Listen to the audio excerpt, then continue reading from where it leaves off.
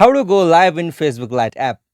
Hello guys, welcome back to this YouTube channel. Today I will show you that how can you go live in Facebook Lite app.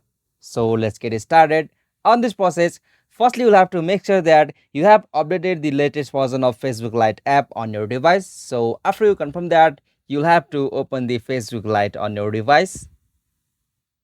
Okay, so after you logged in with your account in Facebook Lite app, you will got such interface. So from here, you will have to tap on the option "What's on your mind." So it usually appear on the top. So simply tap on it, and now on the Create Post section, you will got options like Go Live. So it will appear at the last. So simply you have to tap on this Go Live option. Okay, so now from here, you will have to allow Lite app to record the audio. So simply you have to click on this allow. Okay, so again, allow to take pictures and record video.